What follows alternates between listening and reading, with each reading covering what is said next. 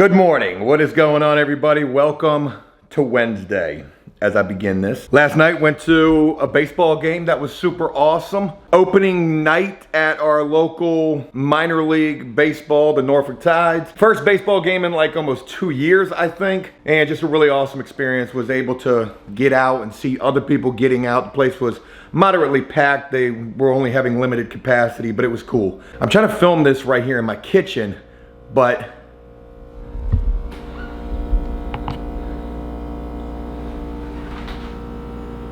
I don't know if you guys can hear that or not, but I'm kind of thinking my fridge might be getting ready to go out soon. Hopefully that's not the case because refrigerators, they're expensive. But I'm not gonna make this about any of that. All right, update time. What is going on? Well, it's been like 24 hours since the house has been listed, and so far we've had, I think, 2 showings and 1 real strong interest in the house from a company that acquires houses and then rents those houses out. It's sort of like the Burr Method. You'll hear a lot of people who do the real estate investing and flipping mention or preach about Burr.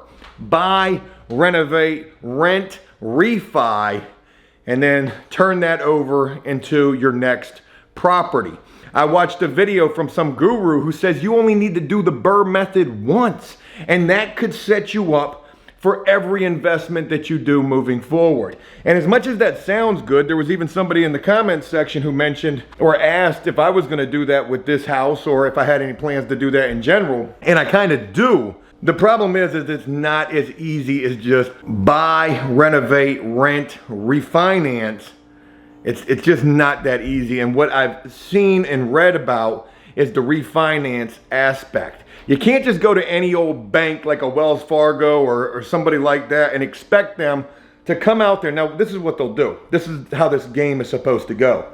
Once you've renovated the house, you've added value to the house. The house now has a new valuation. Then you rent the house, and the house is now bringing in income. So allegedly, you go to a bank, they appraise the house. Whatever the house appraises for, they give you up to 75% of that appraisal. And then you use the rent to cover the new mortgage, and then you take that lump 75% chunk and you turn that into the next house.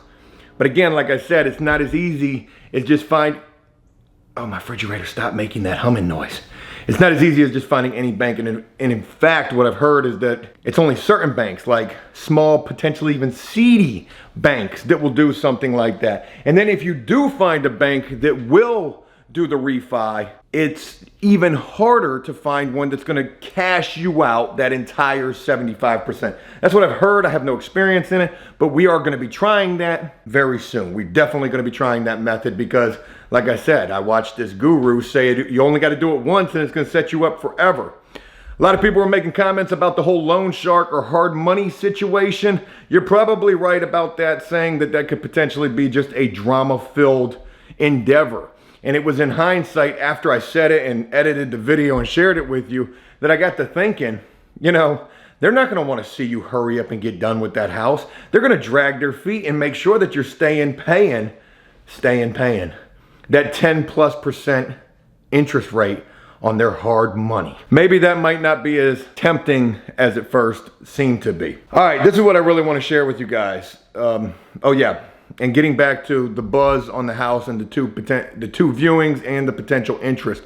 Well, one of the interest, the most, I guess, interested, was this company that supposedly acquires houses, rents those houses, and it sounds like they're doing the Burr Method. They're like a big company that potentially does the Burr Method, and maybe they can do it all in-house. You know, maybe they've got the capital to be able to do that. Supposedly, they're gonna be giving me an offer on the house, cash money offer. We'll see how that plays out. But also, aside from that, I actually messaged the real estate agent on one of those 15 houses that guy was trying to dump, or is trying to dump. You're talking about like $1.5 million in real estate.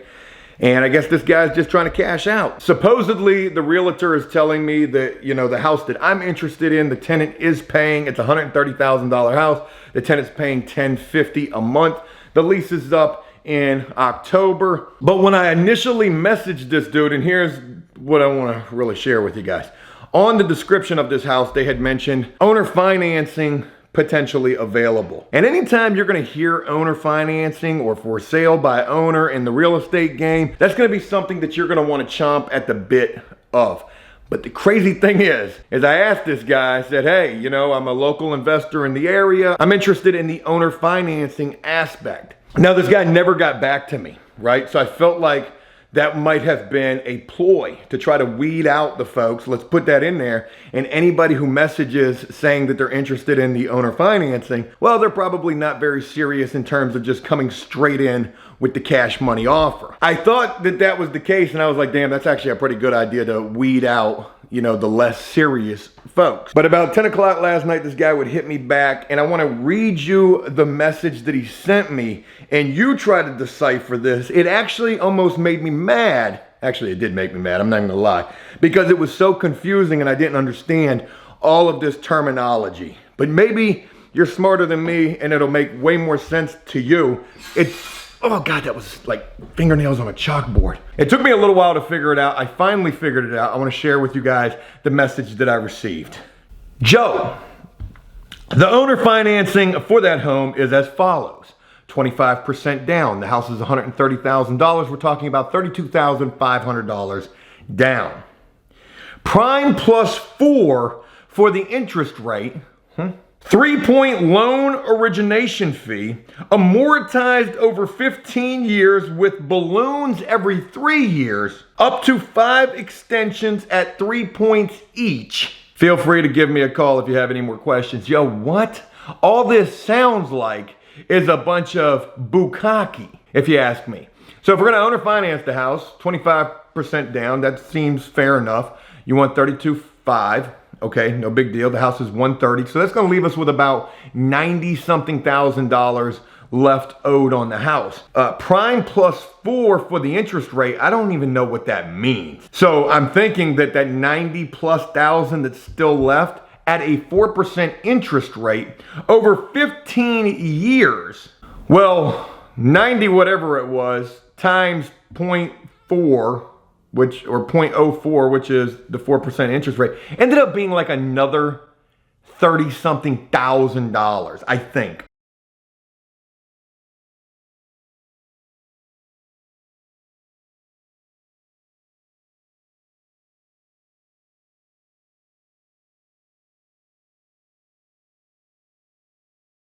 Maybe I'm wrong about that. I don't even think that I factored in the 15 years. So I don't even know how I came up with that number. But I know that 4%, which is not a bad interest rate, you know, that's gonna add quite a bit to what you could have initially got cash money for 130. Amortized over 15 years, what does that even mean? Can you just speak English, please? Does that mean over a 15-year period? Did that mean that it's gonna increase over a 15-year period? I have no idea what that means. With balloons every 3 years, balloons sound like something bigger, something blowing up, something floating away, something that they're just hoping you're gonna default on so they can just snatch that house right back from underneath your feet. Up to 5 extensions at 3 points each, you could end up with like a 15% interest rate on this deal. So as enticing as, you know, owner financing might seem, yeah, for maybe like a trailer that's like $5,000, but for a $130,000 house with all these interest rates and balloons and points and primes and pluses, I don't necessarily think that it's worth it. But I ain't gonna lie, I was mad when I got that message because I felt like this dude was trying to confuse me. But he probably wasn't. This is probably how he talks for real. This is his jargon. This is his wheelhouse. If you're a realtor, you're probably like, oh yeah, I know exactly what that means. But if you're just an average Joe, you might be a little slow to picking up on the lingo. Folks, I got a prison video I gotta go film real quick and get back with you in just a little bit. Well, good morning. Welcome to Thursday morning. And if I got the hat on, you already know that it's landscape day today. I wanna start this off with a little story and begin with the fact that my trailer, it's officially homeless. I got nowhere to put the trailer. Now that the house is for sale, can't keep it at the flip house, don't want to keep it over there and make it an eyesore. I could keep it in my backyard at my house, but it's kind of a pain in the ass getting it in and out of there. And really, if you look over my shoulder, you might see that van sitting right there in that parking spot. Yesterday, that was supposed to be my parking spot for the trailer. I literally rented that and went and picked up the trailer from where I had been keeping it at. Was on my way back with the trailer when the storage facility called me and said, hey, because you don't have a title or anything for the trailer, I don't even got a bill of sale anymore, you know, you can't keep it here. And I figured that that was probably going to end up being the case, because like 2 years ago when I bought this trailer off of a guy on Facebook Marketplace, this nice feller lied to me, telling me, oh yeah, title's up in there. He gave me a little manila folder with a bunch of stuff in it. Yeah, the title's up in there. And turns out what it was nothing. It was just a certificate of a trailer. That's all it was. No title at all. Was never able to register this trailer, and hence the fact that, well, shit, this thing's like one of those 3D printed assault rifles. I mean, the thing damn near, it doesn't exist. So anyways, damn, this hat looks crazy. Getting ready to load up, and folks, not only did I need that parking spot for the trailer, I was ready to go get a whole nother storage unit, because we're looking a lot like a freaking storage auction up in this damn unit. We are pretty much boxed in on our landscape stuff, and it's going to be a little bit of moving shit around to get everything out and loaded up, but that's just what we got to do. And you know, I could have gone and rented another unit like this to put the trailer in, but that would have been an extra $150 a month, where that storage spot right there was $77 a month. So we'll figure it out, no big deal. Hey, it's Thursday. What's going on with the flip house? Had a couple of bites. I'll share with you guys more on that after we get done with the landscape. It's gonna be a dusty, hot mess out here. We got huge work that has to get done. We need chainsaws, we need skid steers. The skid steer is gonna be tomorrow. We're gonna cut grass today, cut up some wood today, maybe fix some gutters today. There's some trees that need to get planted. My God, landscape is booming. Let's get loaded up, go pick up Damon, and get this day up underway. Good morning to you guys. Hey, who's ready to get it on a Thursday? Nobody? Y'all just ain't feeling it? I borderline ain't neither, but we're gonna do it regardless. Hey, last time I cut grass, I was dealing with the COVID side effects from flu shot number 2, but I'm all Gucci now. Let's go do this. All right, 12:17, and we are leaving from the landscape job. We got over here at about 9:15, 9:20, so it only took us about 5 hours. I'm kidding, my math. No, it only took us, what, like 3.5 hours, 3 hours, something like that.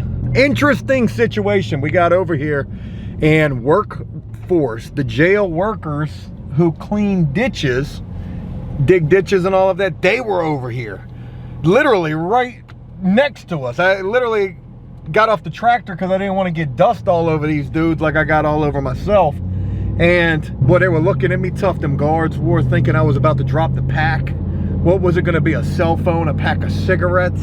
Didn't have any interaction with them, didn't want to get anybody in trouble or anything like that, but it was just interesting. They were out here, I guess, going through the city ditches, potentially cleaning out ditches. Yeah, they were out there cleaning out ditches while we were cutting grass. I don't know who was working harder, but shout out to those guys in the jail working off either some court fines, child support, or maybe even working toward an earlier release date. I don't know what the incentive is anymore for workforce, but good on them dudes for trying to utilize their time the best that they can. In other news, Joe don't never learn, but one way or another, I'll learn.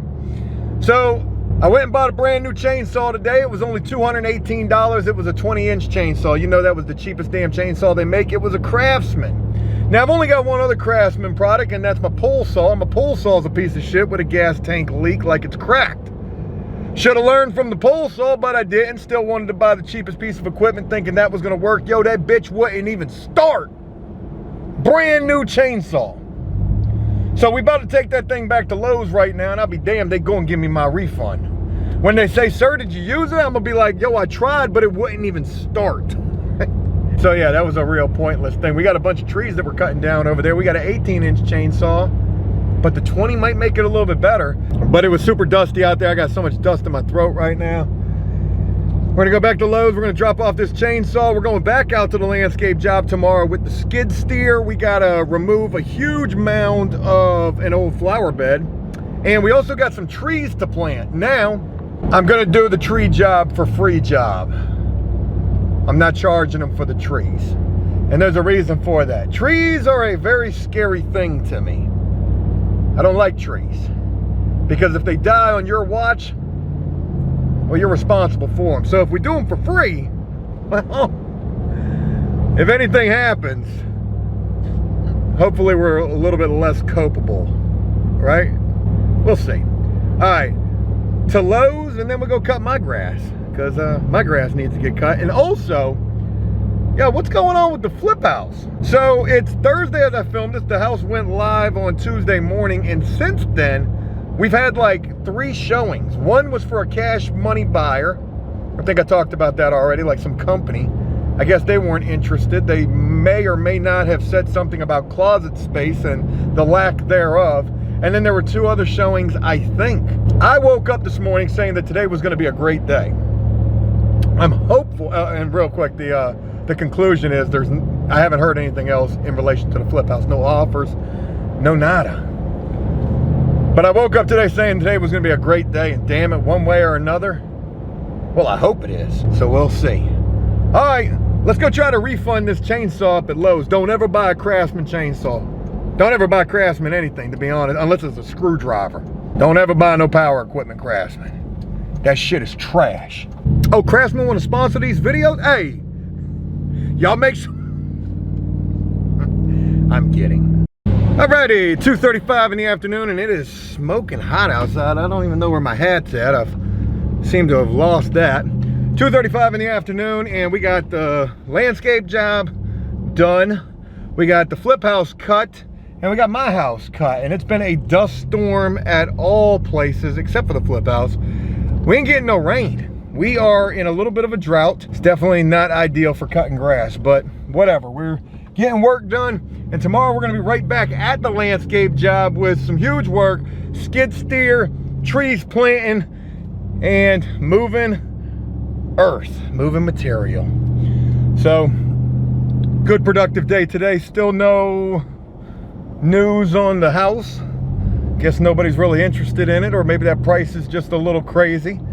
I had made my initial, well, my second prediction saying that, you know, we'll have an offer by the weekend. I surely hope that that's the case. I was, you know, feeling very optimistic for today. I'm still feeling optimistic for today.